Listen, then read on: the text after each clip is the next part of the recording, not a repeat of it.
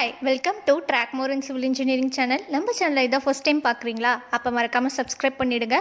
Subscribe பண்ணிவிட்டு பக்கத்தில் இருக்க பெல் ஐக்கன் ஆல்னு இருக்க ஐக்கனை ப்ரெஸ் பண்ணிவிடுங்க. அப்போ தான் நான் போடுற வீடியோஸில் உங்கள் யூடியூப் இன்பாக்ஸில் நோட்டிஃபிகேஷனாக வந்து சேரும். மேற்கொண்டு நான் போடுற வீடியோஸில் உங்களால் பார்க்க முடியும்.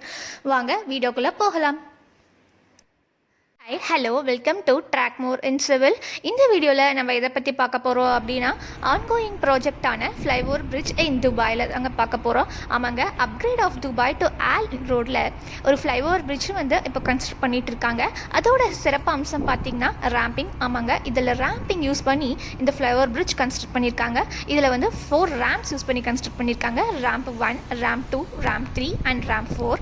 ரேம்ப் 1 வந்து ரேம்ப் 3ல எண்ட் ஆகுது, ரேம்ப் 2 ரேம்ப் 4ல எண்ட் ஆகுது, ரேம்ப் 3 ரேம்ப் 1ல எண்ட் ஆகுது, ரேம்ப் 4 ரேம்ப் 2 ஏரியாவில் எண்ட் ஆகுதுங்க.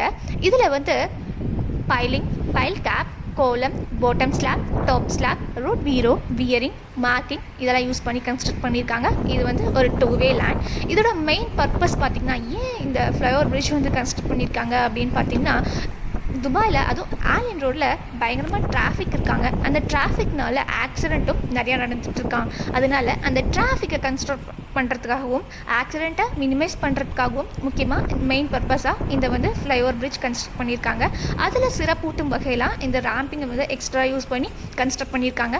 பார்க்கறதுக்குவே பெரிய பிரம்மாண்டமாகவும் பெரிய அழகாகவும், அந்த இந்தியாவை காட்டிலும் அங்கே வெஹிக்கல்ஸ்லாம் பயங்கர ஸ்பீடாக மூவ் ஆகிட்டு இருக்கிறத நம்ம பார்த்துட்ருக்கோம். இப்போ இந்த ரேம்பிங்கில் அந்த ஸ்பீடாக போகும்போதே அதை பார்க்கும்போதே ரொம்ப பிரம்மாண்டமும், நமக்கும் அதில் ட்ராவல் பண்ணும்போது ஆசையாக இருக்குதுல பார்க்கும்போதே. ஆமாங்க, அதில் இருக்கக்கூடிய அந்த பெரிய பெரிய பில்டிங் ஸ்ட்ரக்சர்ஸும் கூட ஏற்கனவே வந்து அழகு தான்.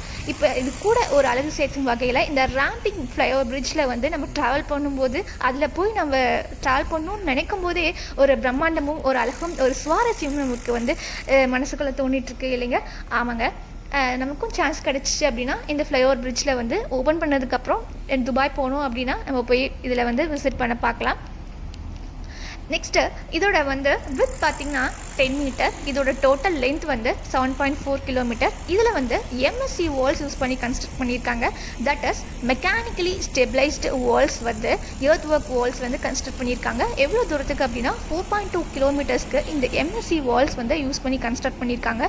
இதோட டோட்டல் ப்ரொப்போஸ்டு லென்த் பார்த்திங்கன்னா 25 கிலோமீட்டர்ஸ் இன் ப்ரோக்ரஸில் இருக்குது. இதில் வந்து 24 to 32 mm டேபாஸ், that is reinforcing bars use பண்ணி இதை வந்து வால்ஸை கன்ஸ்ட்ரக்ட் பண்ணியிருக்காங்க.